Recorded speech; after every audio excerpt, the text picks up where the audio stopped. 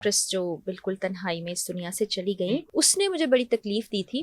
Literally रातों की नींदें उड़ाने वाला वो वाकया था कि वो खातून 7 दिन तक वो अपने अपार्टमेंट के अंदर रही। कभी कभी जो जिद और अना है ना, वो रिश्ते तो तोड़ती तोड़ती, ये देखें किसी की जान भी ले ले। कोई अपनी जिंदगी में ऐसा शख्स तलाश कर लीजिए, आपका कोई कजन हो सकता है, दोस्त हो सकता है, बहन हो सकती है, माँ हो सकती है, जिससे अपनी तकलीफें कह दें। फरापी, वालदैन की खिदमत करनी चाहिए। अभी इसी से कनेक्ट करके ही मैं पूछूंगा, अभी थोड़े दिन पहले एक वाकया आपके सामने गुजरा, वकास नाम का एक लड़का था जिसने अपने ऑफिस के अंदर अपने आप को फायर कर लिया।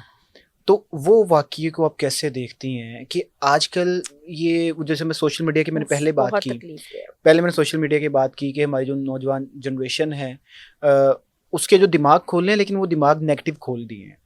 तो जो वो सारा वाकया, उसको कैसे देखती हैं? क्योंकि एक मैं ना वकास से पहले ना मैं आयशा खान की भी बात करना चाहती हूँ, जो एक्ट्रेस जो बिल्कुल तन्हाई में इस दुनिया से चली गई। बिल्कुल।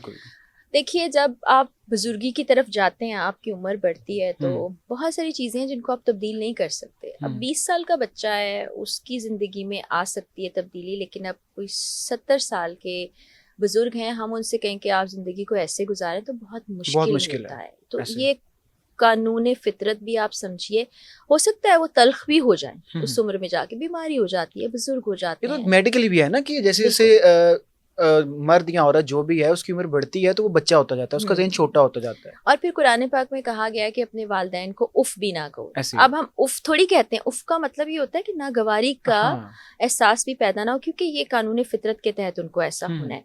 तो अगर वो ये कह रहे हैं हमें नहीं भी मिलना, हमें बात नहीं करनी या ना आओ, तब भी आप जाएं, क्या है, गालियां बक देंगे, 2 जूते लगा देंगे, है तो आपके पेरेंट्स ना। जब आप बच्चे थे, आप क्या क्या करते होगे, उन्होंने क्या क्या बर्दाश्त किया। उसने मुझे बड़ी तकलीफ दी थी।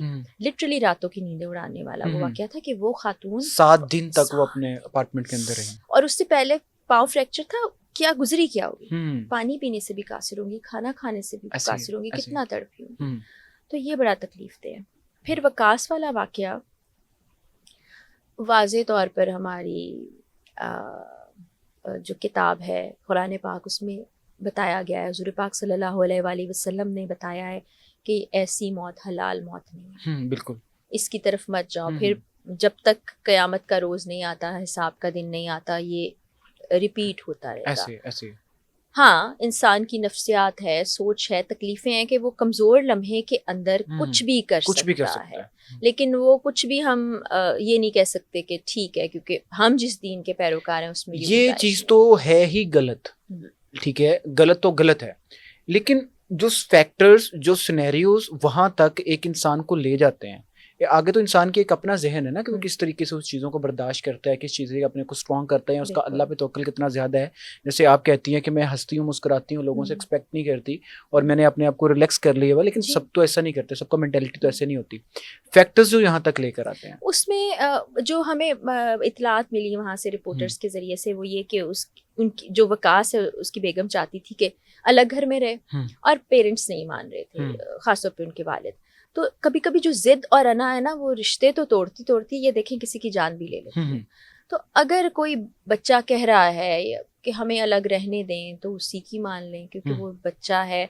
और ये सिस्टम हमें एक्सेप्ट कर लेना चाहिए कि चॉइसेस जो हैं बच्चों की, उनको भी हम ज़रा संजीदगी से लें, क्योंकि बहुत से केसेस में शादी पर नहीं मान रहे होते बच्चे, घर से भाग जाते हैं, फिर वो चले गए तो उनको मार भी दिया जाता है। ये किस चीज़ की सेटिस्फेक्शन है, मुझे नहीं समझ आती। इतना गुस्सा, इतनी नफरत, इतनी अना, ये फिर कड़ियाँ जाके दीन से जुड़ती है ना। आप उसको पढ़ने, सोचने, समझने की कोशिश कीजिए। ये सारी गुंजाइशें हमारे मज़हब में मौजूद हैं, और अगर कोई नहीं साथ रह पा रहा, उसको कर दीजिए अलग। बहुत से लोग जो ये हमारा जॉइंट फैमिली सिस्टम है उसमें रहना चाहते हैं, बहुत से नहीं रहना चाहते।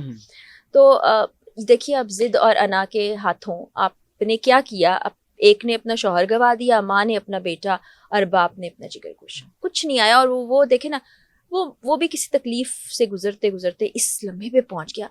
फिर मुझे एक कम्युनिकेशन का गैप जो नजर आता है, मेरे ख्याल में हर दूसरे पॉडकास्ट में मैंने इस पर बात की हुई है कि कोई अपनी ज़िंदगी में ऐसा शख्स तलाश कर लीजिए, आपका कोई कज़न हो सकता है, दोस्त हो सकता है, बहन हो सकती है, माँ हो सकती है, जिससे अपनी तकलीफ़ें कह दें।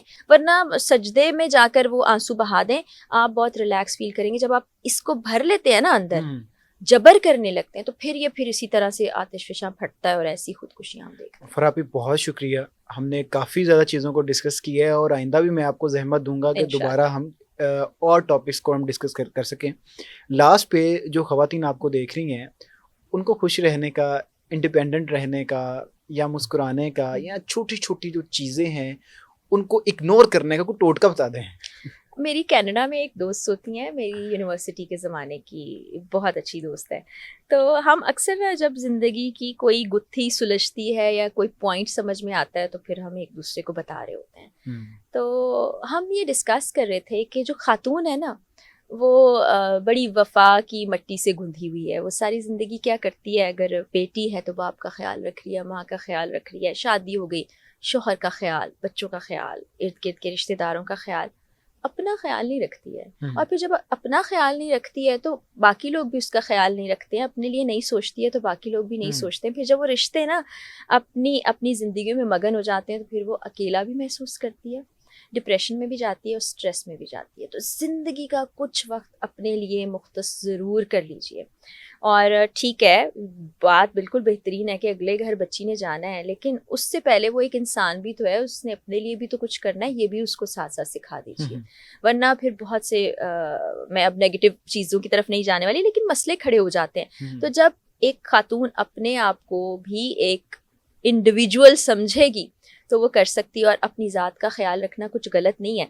अगर मैं अपनी ज़ात का ख्याल रखूँगी और मैं ठीक होंगी, खुश होंगी, सेहतमंद होंगी तो मैं अपने से जुड़े लोगों का भी ख्याल रख सकूँगी। ये हर औरत के लिए।